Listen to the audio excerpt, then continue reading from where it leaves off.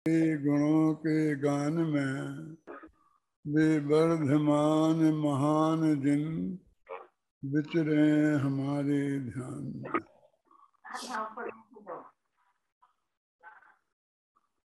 पूज्य गुरुदेव श्री के जन्म के संदर्भ में चर्चा चल रही है और एक बात में तो हम सबसे आगे हैं ही कि उनका जन्मदिन कल आया है। सारा विश्व कल मनाएगा और हम आज उसके एक दिन पहले मना रहे हैं।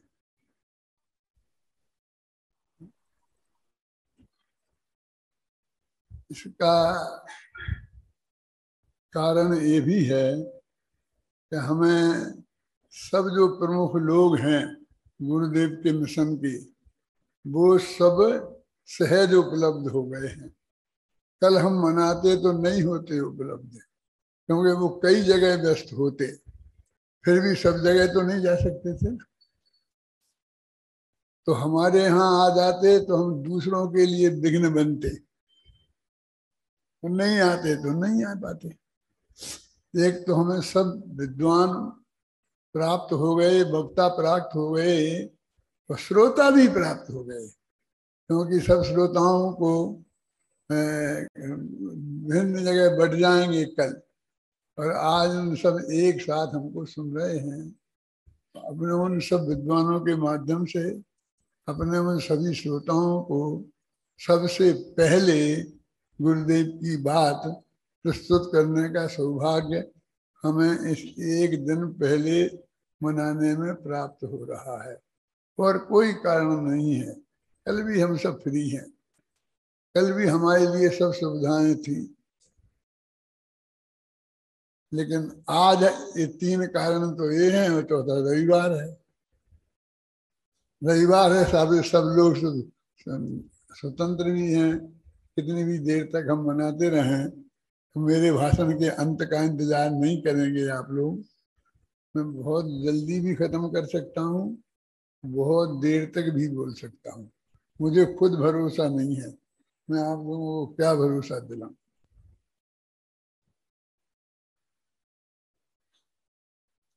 मैं क्या बोलना चाहता हूँ ये मेरे से मत पूछिए, मुझे कोई पक्का भरोसा नहीं है कि मैं क्या बोलूंगा।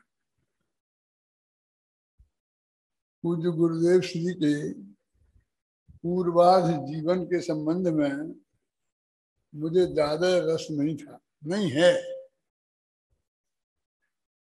क्योंकि वो तत्व ज्ञान से सीधा नहीं जुड़ता है। और उनका जो उत्तराध 90 वर्ष की उम्र उन्होंने जी है, 45 वर्ष की उम्र में वे अपने कुल के संप्रदाय में रहे, और उसके बाद मूल जो संप्रदाय दिगंबर जैन धर्म का है, पुण्य कुंड का है, उसमें आए। फिर भी आज मैं एक बात कहूँगा पूर्व के बारे में।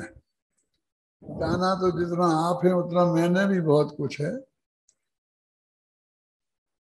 लेकिन जो वैसे मैंने आज के व्याख्यानों में अभय कुमार जी से लेकर अनंत भाई तक के सब व्याख्यान आद्योपांत बहुत अच्छी तरह से सुने हैं।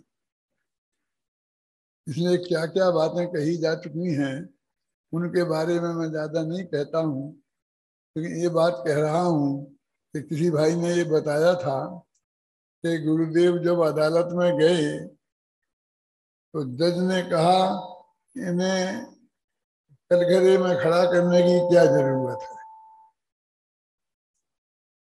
इन्हें मुझे कुछ और भी लगाना लेना पड़ता होगा, उसकी क्या जरूरत है। और ये कहा कि इन्हें कसम दिलाने की भी क्या जरूरत है,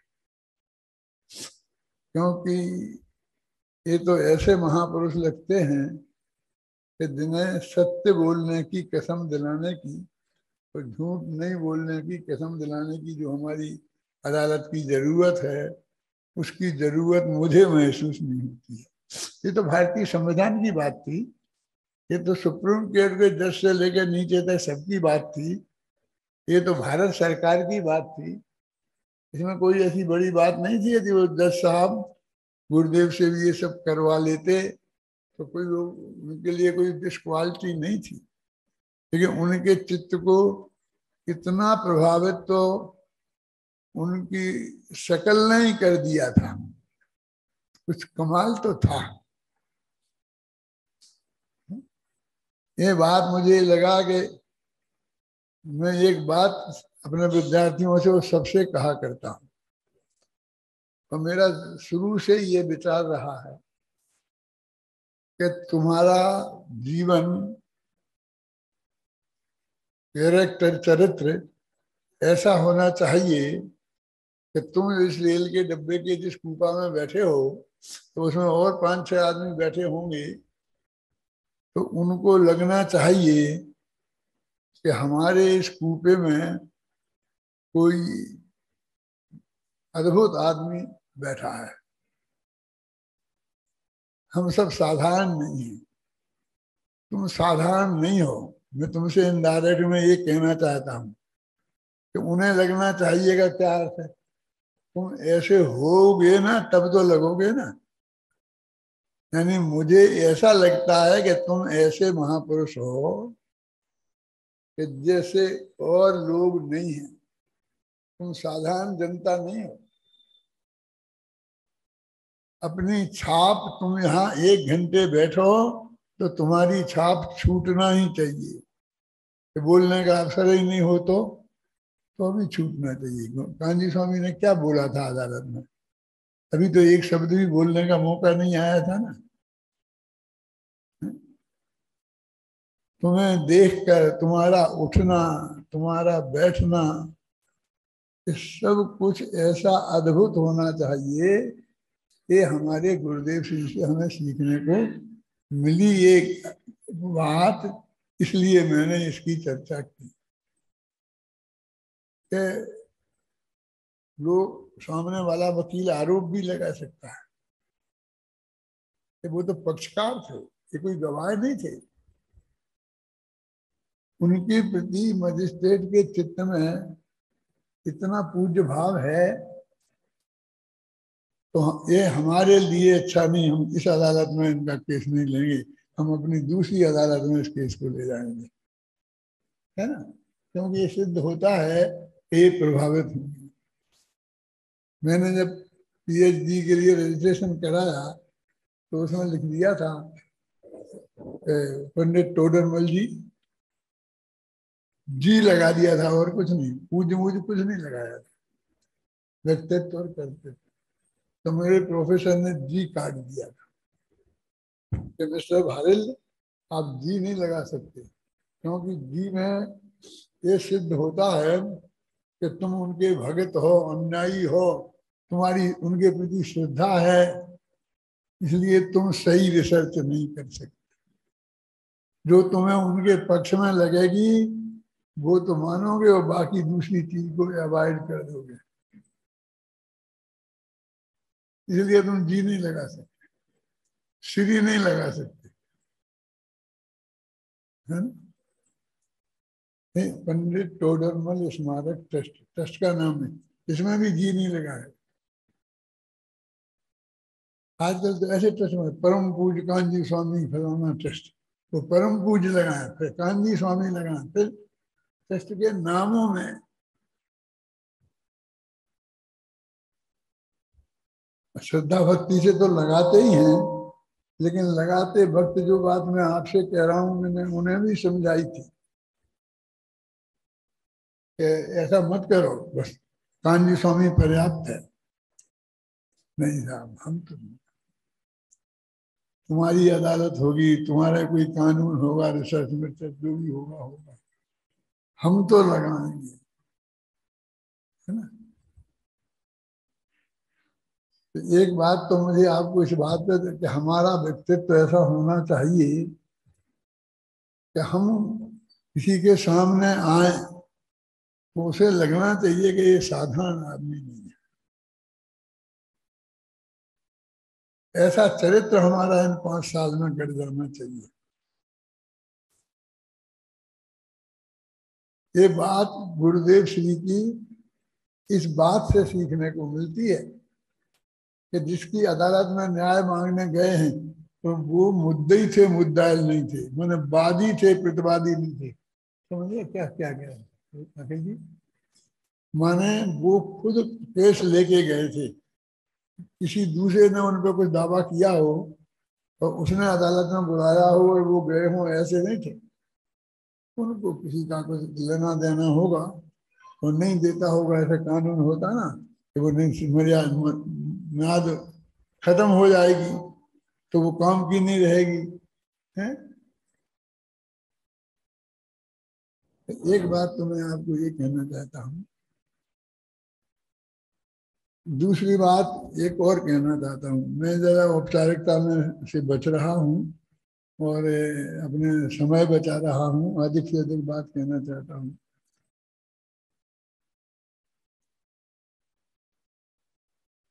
मैंने स्वयं के बारे में भी सोचा है और आप लोगों से भी कह रहा हूँ।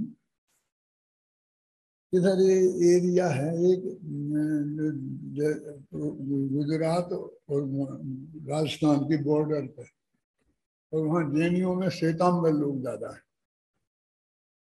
श्वेतांबर लोग भी मंदिर मार्गी, वो एरिया है तखत राज जी कलकत्ता वालों का, भभूतमल जी भंडारी बेंगलोर वालों का। ध्यान से सुनो, तो एक एरिया है, इधर से जाएंगे यदि हम अहमदाबाद तो उस एरिया से पास होते हैं। ये एरिया नहीं यहाँ जो सीधा बन जाते हैं वो नहीं। वहां पूज्य गुरुदेव श्री को शायद तखत राज जी ने, भगवत जी ने बुलाया था और उस एरिया में वो गए थे। तो वहाँ जिस गांव में उनका भरी सभा में व्याख्यान होना था, और श्वेतांबर समाज बहुत था और दिगंबर नहीं थे कोई, ये भी श्वेतांबर ही थे, लेकिन गुरुदेव की वजह से दिगंबर हो गए थे। तो उनने बुलाया था, वहाँ सभा हो रही थी, तो इतना विरोध किया श्वेतांबर भाइयों ने, कांजी स्वामी लौट जाओ, कांजी स्वामी लौट जाओ, हमें नहीं सुनना है, क्या करना है ना। बहुत विरोध हुआ। अपने जो नेमिचंद जी पाटनी है जो यहाँ के महामंत्री, वे उस यात्रा के व्यवस्थापक थे, तो वे भी उसमें थे। तो स्वामी जी वो ज्यादा समझ में नहीं आता था क्या हो रहा। उन्होंने पूछा, पाटनी जी क्या हो रहा, क्या हो रहा? सारे लोग विरोध कर रहे हैं, कह रहे हमें नहीं सुनना गांधी स्वामी है, इन्हें सुनना नहीं है, नहीं सुनना नहीं है। अरे भाई, हमें तो ये पता था ये सुनना चाहते हैं, हम सुनाने आए, नहीं सुनना है तो क्या कह रहे, गो बैक, वापस जाओ, चलो। एक सेकंड में उनने वहां से बिना कुछ बोले, कुछ स्टेज पे बैठे ही बिना, और उठ के चल दिए, निकल गए बाहर। गांव में बहुत हो हल्ला हुआ। तो जो अजैन लोग थे ना, छत्री लोग, ठाकुर लोग, वे सब इकट्ठे हो गए। एक संत इस गांव में आया और वो कुछ आत्मा की बातें करता है, तो ये लोग जैनियों ने उन्हें वापस भगा दिया और उन्होंने कह दिया नहीं सुनना है। तो विश्व बहुत एकदम नाराज हो गए और जैनियों से कहा कि तुम वो संत जब इस गांव में नहीं आएगा तब तक हम कोई खाना नहीं खाएंगे, ये नहीं करेंगे, तुम्हें हम यहाँ शांति से नहीं रहने देंगे। वो गांव एकदम बदल गए। अब भी दौड़े दौड़े वे ही लोग वहां, अपने तो कोई गांधी स्वामी के तो अंदर ही कोई थे ही नहीं, वे थे दो जने। कौन कौन? महमूद जी भंडारी और तखत जी कलकत्ता वाले, वे सब आए तो सब दिल के रुको रुको रुको रुको, तो क्या है क्या है क्या है? स्वामी जी ने पूछा कौन है, क्या बात है, क्या बात है, काय को कि वे रोक रहे हैं, रोकने आए हैं, कह रहे रुको रुको, काय को रुको, हम कहते ना। वे आए हैं, उनकी बात तो सुन लो, हाँ बुलाओ। तो कभी है क्या कि महाराज आपको हमारे साथ चलना पड़ेगा, तो प्रवचन करना पड़ेगा है? हम हम तो पूछा था तो, लेकिन नहीं सुनना चाहते हैं ये लोग, इसलिए हम आए हैं। तो क्यों करना पड़ेगा, तुम लोग सुनना चाहते हो कि नहीं साहब वो हमें गांव में नहीं रहने देंगे, तो हमारे गांव की शांति भंग हो जाएगी, हमारा गांव दो हिस्सों में बट जाएगा यदि आप नहीं लौटे और आपने प्रवचन नहीं किया तो ऐसा हो जाएगा। नहीं ऐसा है क्या? चलो किसी से बिना पूछे पर लौट के चले। ये घटना मुझे पाटनी जी ने सुनाई थी, वे उसके व्यवस्थापक थे। पाटनी जी को तो आप जानते हो ना, बाबू भाई हाल में फोटो लगा, हाँ अपने अपने ऑफिस में भी लगा।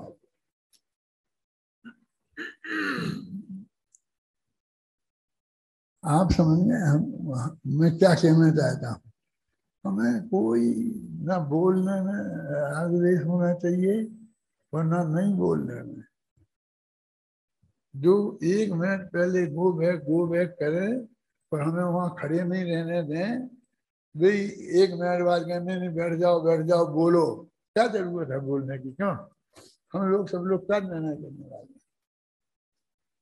क्यों सुनना चाहते, नहीं सुनना चाहते तो नहीं सुना, सुनना चाहते हैं तो सुना दें। तो हमें झगड़ा हो जाएगा, गांव वाले उन्हें रहने नहीं देंगे, नहीं ऐसा क्यों हो? चलो तो हमारे बोलने से उनके रहते हैं। ऐसा हमारा जीवन है। विद्वान है, हम विद्वान बनने जा रहे हैं। आज कांजी स्वामी की जयंती है, ये उपदेश। अरे कांजी स्वामी की का जीवन तो बता ही रहे हैं ना। उनके दिगंबर बनने के पहले का एक घटना और दिगंबर बनने के बाद की एक घटना। हमने कोई ज्यादा नहीं सुनाने वाला, फिर मुझे इतना बताना था कि हमारा जिनवाणी सुनाने के प्रति, किसी भी गांव के प्रति ऐसा राग द्वेष नहीं होना चाहिए। जहाँ के लोग शांति से सुनना चाहते हैं उन्हें सुनाना चाहिए, और नहीं सुनना चाहते उन्हें नहीं। कहीं इज्जत मज्जत कोई का प्रश्न, काय की इज्जत, किसकी इज्जत? क्योंकि जैसे हम अपनी मर्जी के मालिक हैं तो वे भी तो अपनी मर्जी के मालिक हैं। और जब सभी जने के सभी नहीं सुनना चाहते हैं तो फिर क्या रह गया? ऐसा कुछ लोग नहीं चाहते हैं, बाकी सब तो चाहते हैं। वो जैसी परिस्थिति होगी, जैसा जो होगा वो देख लेंगे। हाँ, लेकिन हमारा जीवन कैसा होना चाहिए, ये गुरुदेव श्री का मार्गदर्शन की बात होनी चाहिए। अब मैं सोच रहा था कि अपन गुरुदेव के प्रवचन में सुनता हूँ तो उसमें सहजता की बात भी मुझे बहुत मिलती है। पहले नहीं दिखती थी ऐसी, अब ध्यान जाता है बार बार। क्या उनके जीवन की सहजता पर ध्यान गया, अदालत की में सहजता पर ध्यान ध्यान गया। अब ये बात जो मैं आपसे कह रहा हूँ कि जो आप सहजता कह रहे हैं ना, मैंने कल शाम को एक भाषण सुना मेरे विरोध में, और मेरे बहुत परिचित व्यक्ति का, विद्वान व्यक्ति का, यूनिवर्सिटी के प्रोफेसर का। और वो ये समझाने की कोशिश कर रहे थे कि डॉक्टर भारत जो ये कहते हैं कि करुणा भाव धर्म नहीं है, मोह का चिन्ह है, वो अच्छी चीज नहीं है, और उसके विरुद्ध में जैन शास्त्रों का है, दिगंबर शास्त्रों का, श्वेतांबर शास्त्रों के प्रमाण निकाल के बता रहे थे। और फिर अंत में उन्होंने कहा कि डॉक्टर भारेल ने ये निश्चय नय के आधार पर, निश्चय नय का सहारा लेकर और ये बात कहते हैं। मुझे ठीक लगा कि चलो अपनी तरफ से तो नहीं कहता हूँ, निश्चय नय से जिनवाणी में ये बात है, कितना उनने स्वीकार किया। वो भाषण एक अखबार में भी छपा है और इस पे ही आया है, जो मेरा वो है ना, क्या नाम, जिमेल, व्हाट्सएप पर। हाँ, जिसका भी होगा वो उसने आकर मुझे सुनाया। मैंने कहा मैं तो जानता हूँ, अच्छे विद्वान है, हो सकता है दूर के रिश्तेदार भी हैं, और उनके विचार भी जानता हूँ, वे बहुत सज्जन पुरुष हैं, ये भी मैं जानता हूँ। क्या तो उन्होंने जो बात कही, आगम प्रमाण बताया, वो भी सही है। तो उनने जो ये भी बताई ईमानदारी के बात, जो निश्चय के आधार पर वो बात कहते हैं कि करुणा भाव, ठीक है, उसके उनके इस प्रतिपादन से क्या क्या नुकसान है ये बताया। मैं सोचा भाई, अभी उनने अपन ने कहा और अपन चाहते हैं कि सब लोग उनकी बात सुने और सोचें, और उन विद्वान ने सुनी और सोची, मुझे भी उनकी बात पर सोचना चाहिए। तो मुझे लगा कि भाई देखो, बात तो अपनी सही है, अपन ने कोई गलत नहीं की है, पर अपन उसे पलटने वाले नहीं है। लेकिन उनने जो कहा है,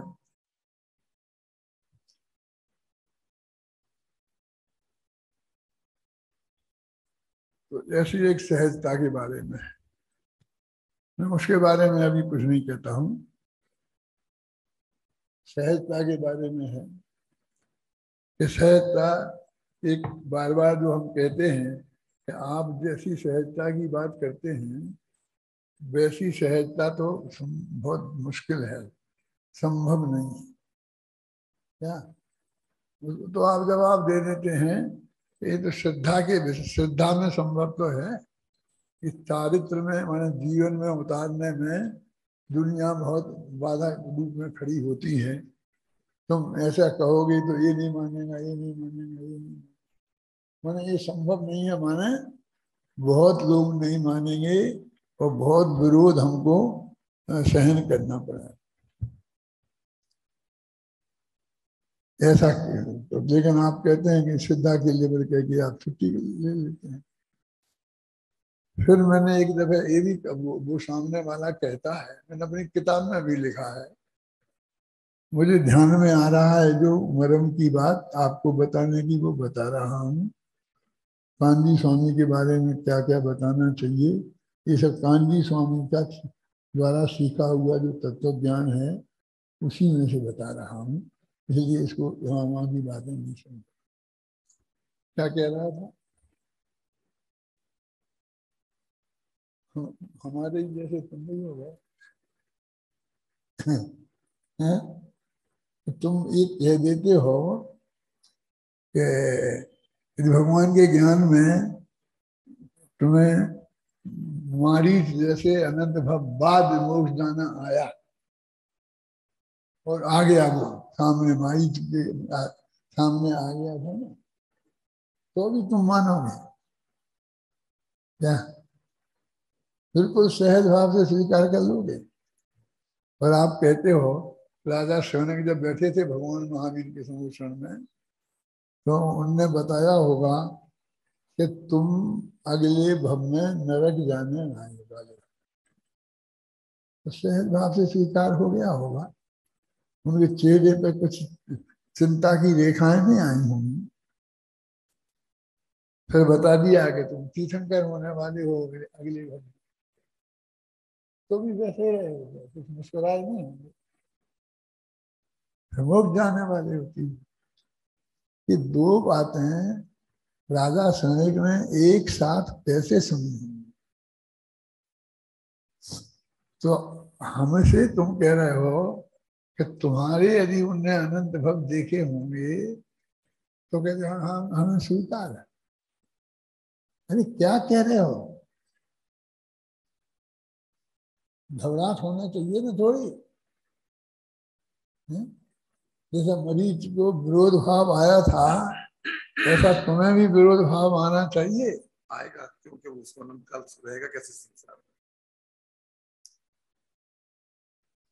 तो मैंने सोचा कि क्या बात, वो जो ऐसा कह रहे हैं, हमको ऐसी शंका तो नहीं है, फिर भी हम कह देते कि हाँ हाँ हो जाएगा स्वीकार। माने ऐसा चित्त में नहीं है कि उनने हमारे अनंत भव देखे होंगे। समझ में आता है? समझ में आ रहा क्या कह रहा है? किसने ही सुनाया था वो लेख मुझे पढ़ के।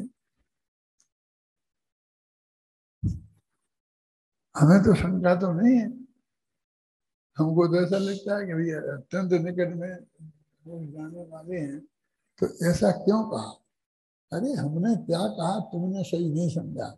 हमने कहा कि ऐसा ऐसी बड़ी कीमत हो तो भी स्वीकार करना चाहिए सहज भाव से। क्या क्या क्या समझ में आया? असल ऐसी धमकी मत दो तुम हमारे डरने के लिए, हैं? तुम पहुपाल राजा था, महीपाल राजा था थे, श्रीपाल के पिताजी, मैना सुंदरी के पिताजी। तो उन्होंने कहा था कि मैंने जो सुना था ना, नाटक देखा था, तो उन्होंने तो ऐसा सुना था कि हमारे भाग्य में जो लिखा होगा वो मिलेगा, तुम्हारे तुम कौन होते हो देने वाले? तुमने कहा बेटी तेरे को कैसा पति चाहिए? कि तुम क्यों पूछ रहे हो, तुम दे सकते हो कि हाँ मैं तेरा बाप हूँ और मैं इतना बड़ा सम्राट हूँ, जिससे कहूंगा कि तू मेरी बेटी से शादी कर ले वो करेगा, और नहीं करेगा तो फिर मैं देख लूंगा। अच्छा फिर आप देख लोगे? उसने कहा तुम कौन होते हो, मेरे भाग्य में जो लिखा होगा वो लिखा। मैं जो सोचता हूँ कि मुझे लिखना है श्रीपाद मैना सुंदरी नाटक, यदि वो लिखा गया तो, यदि पक्की कोई गारंटी नहीं है। अभी कल से लोग कहेंगे आपने कहा था हम लिखना है, लेकिन मैं मंत्र बता देता हूँ ना, तो मेरे बहुत विद्यार्थी हैं, कोई भी लिखेगा। वो ये कहेगी कि पापा तुम कौन होते हो, वो तो पहले से ही नक्की है, तो केवली के ज्ञान में आया हुआ है, कोई कर्म वर्म के भी नक्की नहीं है, कोई भाग्य मार्ग से नक्की नहीं है। अपने एक बहुत बड़े विद्वान नाम नहीं लूंगा, वो भाग्य कहते थे, भाग्य माने पूर्व कर्म का उदय, और कर्म माने अभी जब वर्तमान में करें तो उसे हम कर्म कहते हैं, और फिर वही बन जाता है, तो बाद में जब वो उदय में आता है तो वही भाग्य कहलाता है। यानी कर्म उदय में आएगा, जैसा हमने बांधा है तो वो हमारा भाग्य। लेकिन अर्थशास्त्री अपने ग्रंथ है ना आत्ममीमांसा, उसमें एक ऐसी वो व्याख्या आती है, भाग्य माने क्या? परमात्मा विष्णु, भाग्य माने क्या? तो कहते हैं होनहार और कर्म का उदय, ये दोनों को मिलाकर उसका नाम भाग्य है ना। देखना विद्वान लोग उसमें, मैं वो पेश करूंगा। अब होनहार और कर्म का उदय दो बातें हो गई ना, कि कर्म के उदय को हटाया तो नहीं है, इसलिए उनसे झगड़ा तो नहीं हुआ जिनने वो नाटक लिखा था। और ये अब अपन सोचो कि दो चीजों का मिक्सचर है, तो किस चीज में कौन सी चीज मिलाएगी? छोटे में की हर वो जो है ना, तीन चीजें मिला दे ना, एक एक मेन चीज होती है, फिर उसमें हर बहेरा काम वाली डालते हैं, एक चीज मेन होती है और बाकी उसमें दूसरी चीजें मिलाई जाती हैं। तो होनहार पहले से नक्की है, नियति नियति है ना, तो कर्म बाद में बंधे हैं, तो वो नियति के अनुसार कर्म बंधे हैं कि कर्म कर्म के अनुसार नियति बनेगी? हम जैसे कर्म करेंगे वैसी नियति को होना होगा। कौन समझ रहे? उत्तर तो तुम्हें मेरे विद्यार्थियों को तो समझ में आ जाना चाहिए, लेकिन अकेले विद्यार्थी थोड़ी सुन रहे, मेरे सारे देश के अमेरिका तक के लोग सुन रहे होंगे। क्या समझ में है? तो नियति पहले से थी और कर्म बाद में बने, और दोनों मिलके भाग्य कहलाए, तो भाग्य तो बाद का हुआ क्या? वो असली तो नियति है। 5 संभार में नियति है, भाग्य नहीं है। इसलिए मेरी नियति, जिस जीव की नियति निकट मोक्ष जाने की होती है, उसको ये सब बात श्रद्धा में आती है। इसलिए मेरा वो सिद्धांत जो मैं प्रतिपादन करता हूँ वो भी गलत नहीं है। फिर आपने क्यों मान लिया? फिर स्वामी जी का बताता हूँ। उनके ये गुरु भाई थे और जो बार बार कहा करते थे कि भगवान ने केवल ज्ञान में जैसा देखा होगा वैसा होगा, तो वो कहते थे यदि भगवान ने हमारे अनंत भव देखे होंगे तो अनंत भव होंगे, तो हम क्या झक मार रहे हैं? समझ में आए? तो गुरुदेव ने कहते थे, फिर कई दफे मैंने सुना उनके मुख से, फिर एक दफे मैंने कहा कि केवल ज्ञान में देखा होगा, केवल ज्ञान में देखा होगा। तो ये केवल ज्ञान की श्रद्धा है कि हमारा मुंह बंद करने के लिए केवल ज्ञान को खड़ा करता है। क्यों? कि जिस जीव के अल्प 2-3 भर्मों में मोक्ष जाना होता है, उस जीव के भगवान अनंत भव नहीं देखते, माने होते ही नहीं है। जिसे केवल ज्ञान में श्रद्धा है, जिसे केवल ज्ञान में श्रद्धा है, उस जीव के अनंत भव नहीं होते, सर्वज्ञता की श्रद्धा है। इसलिए मैं तो अपनी उस सहजता की दृढ़ता को बता रहा हूं। यदि केवली भगवान ने मेरे अनंत भव देखे हैं और उनकी वाणी में अनंत भव आए हैं, तो मुझे उसमें भी कोई ऑब्जेक्शन नहीं है। ये दृढ़ता बता रहा हूं। मैं ऐसा नहीं मानता हूं कि उनने मेरे अनंत भव देखे होंगे। क्यों देखेंगे? उनसे मेरा क्या झगड़ा है? जितने होंगे उतने ही तो देखे होंगे, क्योंकि उनके ज्ञान के आधार पर मेरे भव थोड़ी हैं। मेरे भवों के आधार पर उन्हें देखेंगे। तो मुझे वो बात समझाने के लिए वो बात कहूंगा, और ये बात समझाने के लिए ये बात देंगे कि जी केवल ज्ञान की श्रद्धा जिसे होती है उसके अनंत भव नहीं होते। ये मैंने समझ में आया, अभी तुम्हारे ख्याल में आया ना। उदाहरण के लिए कोई ऐसी बात कहीं मिल जाए, कल ऐसे तर्क बहुत आए ना उनके, जो सुना मैंने, उसमें से मेरे को ये निकला कि हम तो निशंक भाव से वो भी कह रहे हो, ये कहते रहे हमने ऐसा सोचा नहीं था तब तक, लेकिन अब समझ में आया कि कोई घबराने की बात नहीं है, वो सहज प्रवृत्ति है। उस सहजता का सिद्धांत हम कहें नहीं नहीं, फिर तो हम नहीं मानेंगे उनकी। तो तुम तो अपने आप ही सहजता के विरुद्ध हो गए। तुम अपने अपनी बात पे ही तुम्हें श्रद्धा नहीं रही है? तो अपना जीवन कितना सहज, कितना शांत होना चाहिए, ये बात मुझे आपको बतानी थी। और 1-2 बातें और कहनी। अनंत भाई से, लक्ष्य से मैं बात विकल्प में आ रही है, आप सब लोग समझो। अनंत भाई ने पूज्य गुरुदेव श्री की वाणी को जन जन तक पहुंचाया और उसको बहुत स्पष्ट शब्दों में पहुंचाया, उस पर अक्षरों में लिख के पहुंचाया। तो इसका लाभ तो मुझे भी हुआ है। वाणी स्पष्ट हो गई, क्योंकि मुझे भी बहुत बातें अस्पष्ट रह जाती थी। और अब गुरुदेव की बात सुनता हूँ तो मुझे बहुत, मैंने आज भी मुझे स्पष्टता महसूस होती है। तो उनका तो, लेकिन इनके पहले एक अध्यक्ष और थे जिनकी चर्चा परमात्मा ने की। वो नवनीत भाई को भी बताना चाहता हूँ, तेरे को भी बताना चाहता हूँ वो बात।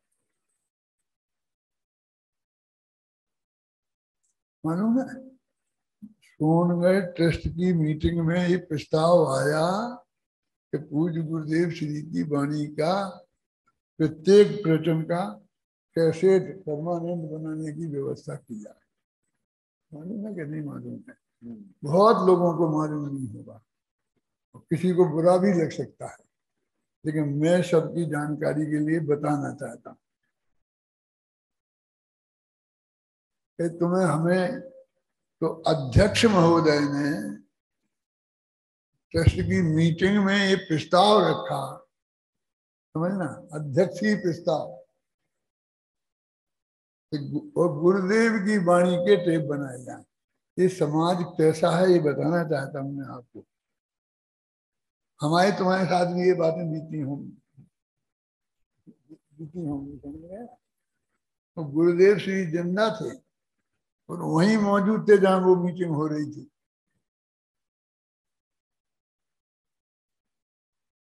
तो कहा नहीं, बहुत खर्चा होता है, बहुत दिक्कत होती है। उन लोगों को भी कहना चाहता हूँ, के पास कोई पैसे की कमी थी और गुरुदेव के जो मुंह से वाक्य निकल जाता था सब लुटाने के लिए तैयार बैठे थे। वो नहीं लुटाने वाले को मैं बता रहा हूँ, कुछ लोग नहीं लुटाने वाले भी बैठे थे। ऐसा आदमी लगता तो बहुत बुरा है, ट्रस्ट वालों को ही बुरा लग सकता है, मैं जानता। लेकिन इस तलाश लेना ये गलत बात है कि सच्ची है। यदि गलत निकल गई ना तो मुझे बहुत खुशी होगी, दुख नहीं होगा। घबराना नहीं कि दादा को बुरा लगेगा कि उन्हें गलत सिद्ध कर दिया। मैं तो चाहता हूं कि मैं गलत सिद्ध हो जाऊं।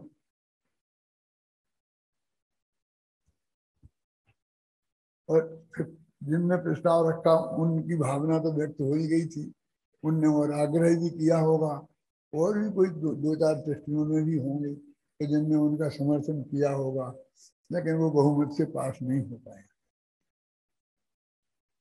वो प्रस्ताव फेल हो गया था। तो उनने दूसरी बात कही, ट्रस्ट के अध्यक्ष थे वो, कि भाई खर्चा होगा ना, यही तकलीफ है गुरुदेव का कैसेट बनाने में, तो किसी को तकलीफ नहीं है ना, तो वो खर्चा मैं करूंगा, मैं व्यक्तिगत करूंगा। ट्रस्ट के अध्यक्ष की हैसियत से भी मैं कर सकता हूँ, मैं ट्रस्ट की तरफ से भी कर सकता हूँ, लेकिन मैं अपने व्यक्तिगत तरफ से करूंगा। तो मुझे आप परमिशन दो, क्योंकि गुरुदेव ट्रस्ट मतलब ट्रस्ट के ही हैं, और इसलिए मैं चाहता हूँ। तो ट्रस्ट ने मंजूरी दे दी। उन ट्रस्टियों को मैं बहुत धन्यवाद देता हूँ कि उनने मंजूरी दे दी। तो भाई को क्या नाम नवनीत भाई को, वो एक बन गया। अनंत भाई से ये कहना चाहता हूँ कि यदि नवनीत भाई ने इस कीमत पर वो नहीं बनाए होते तो आप किन्हें घर घर पहुंचाते, किनको शुद्ध करते, किनकी आवाज ठीक करते, बोलो। और हम कहते कि गुरुदेव श्री ने ऐसा बोला था, हमने उनको साक्षात इन कानों से सुना है, तो कौन मानता कि कहा था कि नहीं कहा था, है ना? तो हमने सुना है, हमें पता है, फिर भी हमारी बात जगत माने, इसके लिए भी वो जरूरी है। तो एक उनकी महानता पर मैं चार चांद लगाना चाहता हूँ, उनकी और गीत गाना चाहता हूँ कि उन्होंने उस कीमत पर किया। और उन्होंने एक भाई को उस वक्त इतने बड़े बड़े वो होते थे टेप रिकॉर्डर, एक आदमी उठा नहीं सकता था, और उनमें वो स्पूट बनते थे और वो चलते थे। एक आदमी को नौकरी में पूरी तनख्वाह देकर और आने जाने का खर्चा देकर सारे देश में घूमो और गांव गांव में मोक्षी मंडलों में जाओ और ये गुरुदेव के टेप सुनाओ। मैंने गुरुदेव तो यहाँ बोले हैं, और आज कई प्रवचन सारे देश में तुम जाके सुना के आओ, मैंने घर घर में पहुंच जाए। ये इंतजाम में भी उनने खुद की तरफ से किया था, उन्हें तनख्वाह भी उनने खुद दी। ये भी कन्फर्म कर लेना, वो मेरी बात पर नहीं मानना पड़ता, जो मेरी जानकारी है वो कह रहा है। तो मैंने कहा था ना कि ये मुझे देख के तकलीफ होती है कि स्टार ऑफ इंडिया, मैं स्टार ऑफ इंडिया को स्टार ऑफ इंडिया देखना चाहता हूँ। दीपचंद जी से घूमते थे। पहले दीपचंद जी, दूसरे मधुपुर भाई, तीसरे रमेश भाई। तीन को तो मैंने देखा है, वो तीनों हमारे अशोकनगर में आए थे और हमने गुरुदेव का कैसेट सुना था। तो तीनों शायद मलकापुर के थे। वो वर्तमान के प्रचार को भी हमने सुना था। ये बातें पूरी मालूम नहीं होंगी, मालूम तो सबको ही होंगी, लेकिन उसको उन्होंने इतना वजन नहीं दिया होगा। हमने तो उस पर वजन दिया था कि इस तरह से।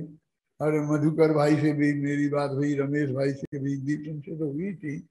उन्हें मैंने उसमें दृढ़ किया कि ये रहो दादा, बहुत तकलीफ होती है, ये तकलीफ होती है, ये यात्रा, क्योंकि प्रतिष्ठित विद्वान तो थे नहीं, तो कोई रेलवे स्टेशन पर लेने तो आने वाला था नहीं, और कुली ऐसे मिलते नहीं थे, खुद सामान उठाना पड़ता था, अपना सामान, और वो इतना बड़ा वो कैसे तो ले जाना पड़ता था।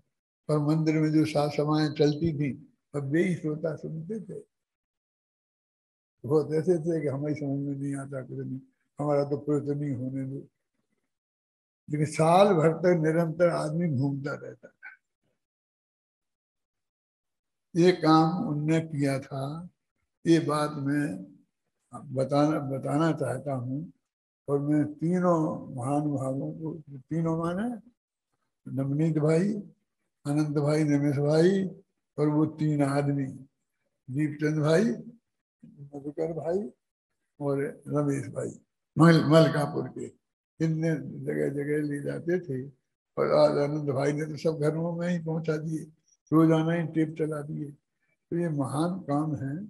ये सभी लोग बहुत बहुत धन्यवाद के पात्र हैं, जो मैं खुद रहा हूँ उन दोनों में, और मैंने अपनी आंखों से देखा है और जो फील किया है, वो बातें मैंने कही हैं। और मैं ज़्यादा बात ना, दूसरी अभी बात मेरी बाकी पूरी नहीं हुई। आज मुझे इस बात की भी बहुत प्रसन्नता हो रही है। अक्षर बंसल ने आके यहाँ बोला, बहुत बढ़िया बोला, कविता बनाई, और उसमें वो सिद्धांतों का समर्थन है। मैं इससे कहता रहता था हमेशा, लेकिन ये मुस्कुरा के रह जाता था, मुझे कोई जवाब नहीं दे रहे। मुझे भरोसा नहीं था कि ये मेरे साथ 30 साल, कितना है, 45 साल रहते हो गया, ये क्या है, इसकी क्या है। लेकिन आज इसका जीवन, मैंने कल परसों ही कहा था, आज इसका जीवन मुझे बदलता दिखाई दिया। इस बात की मुझे बहुत खुशी है।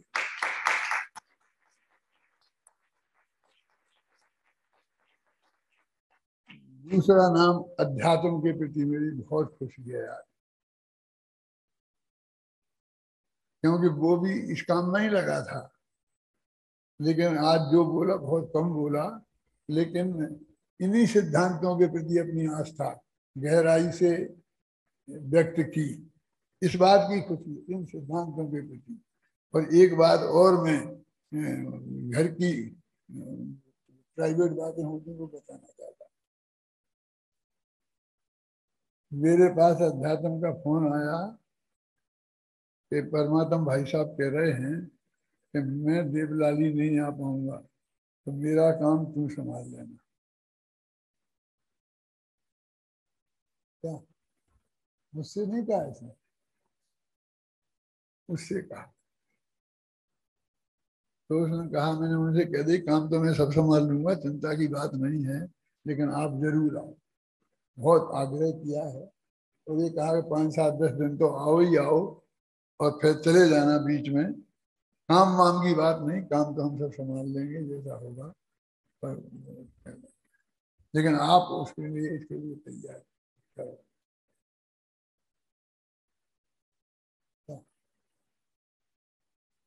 और उसने मेरे को ये बात कही फोन पे, मुझे उससे ही मालूम पड़ी। तो परमात्मा आया मेरे पास शाम को, तो मैंने कहा, परमात्मा मैं क्या सुन रहा हूँ?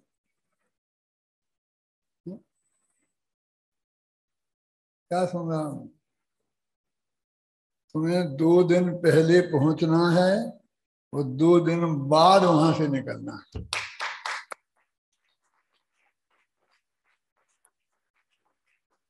ये मैं नहीं सुनना चाहता, ये बात मैं नहीं सुनना चाहता हूँ कि क्या है काम है क्या है नहीं है। होंगे ही काम, काम वाम तो होंगे ही, बिना तुम्हारी रुचि हम देखते हैं रोजाना, तो उसमें ऐसी नहीं दिखती है कि तुम्हारी अरुचि हो उसमें। लेकिन जो भी वो मुझे सुनना नहीं है। क्या काम है और क्यों नहीं जा सकते हो, मुझे सुनना नहीं है। तबीयत खराब है, मुझे सुनना नहीं है। मेरी भी तबीयत खराब है, मैं भी जा रहा हूँ, इस शर्त के साथ जा रहा हूँ कि कर पाऊंगा तो प्रवचन करूंगा, नहीं कर पाऊंगा तो नहीं करूंगा, रहूंगा। क्या कर पाना तो करना, नहीं करना तो नहीं करना, दूसरा करेगा। लेकिन तुम्हें आदि से अंत तक रहना पड़ेगा, और मेरे मरने के बाद जितने सबे लगाओगे वो लगाने पड़ेंगे, और उनमें भी देना पड़ेगा। जैसे नेमीचंद जी पाटनी पूरी जिम्मेवारी के साथ संभालते थे, ऐसा तुम्हें संभालना। तो अध्यात्म की ये बातें मुझे आज बहुत पसंद आई, इसलिए मैं आज ये बात गुरुदेव की जयंती के दिन उसे भी धन्यवाद देना चाहता हूँ। और परमात्मा ने कुछ कहा नहीं है, लेकिन मैं नहीं मानता हूँ कि कुछ नेगेटिव कहने की हिम्मत होगी ऐसे में। वो जाएंगे, ये सब काम होगा ही। तो ये सब बातें मुझे आपको कहनी थी गुरुदेव की पावन जयंती के लिए। उन्हें श्रद्धा समर्पित करते हुए मैंने ये बात